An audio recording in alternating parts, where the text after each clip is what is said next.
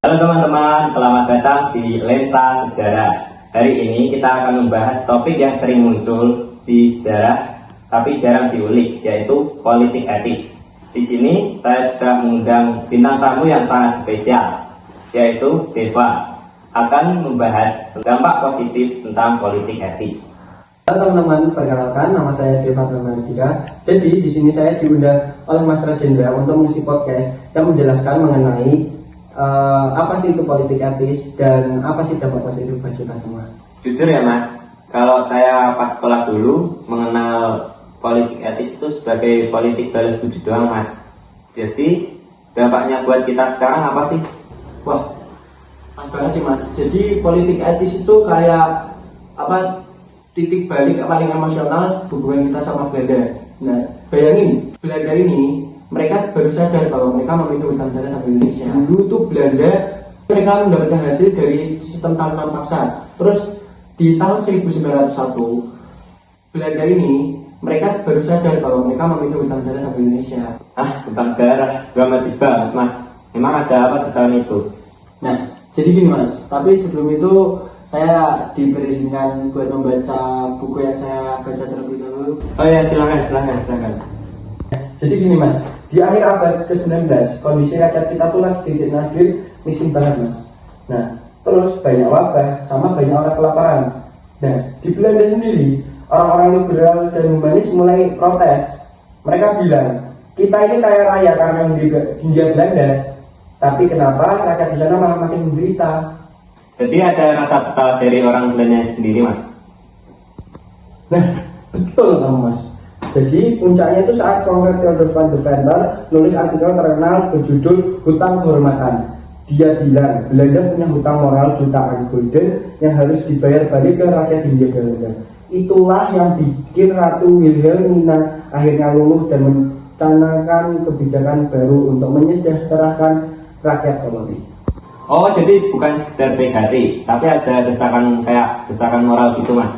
Nah, itu cara bayar utangnya gimana sih Mas?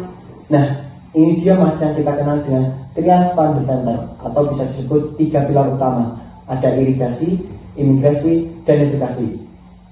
Nah, Trias van Deventer ini, mari kita bedah dampak positifnya satu persatu secara singkat ya Mas. Irigasi, Belanda membangun waduk dan saluran air. Apa sih itu dampak positifnya? Jadi, pertanian rakyat jadi lebih teratur dan tidak hanya tergantung pada hujan Mas. Beberapa bendungan peninggalan masa itu bahkan masih bisa dipakai sampai sekarang Mas. Terus ada imigrasi atau bisa disebut transmigrasi. Ini awal perpindahan penduduk dari Jawa keluar Jawa seperti Sumatera, Lampung, bahkan pun Kalimantan ataupun Papua.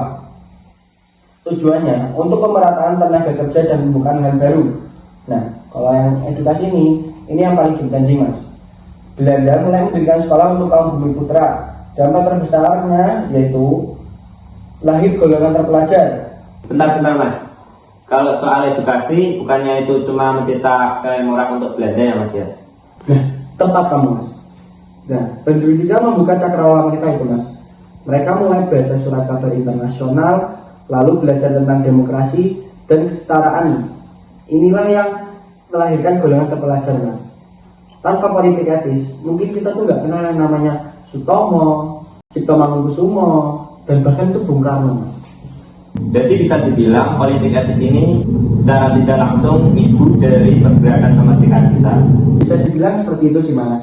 Nah, dampak positif jangka panjangnya adalah lahirnya organisasi modern Mas, seperti Budi Utomo pada tahun 1908.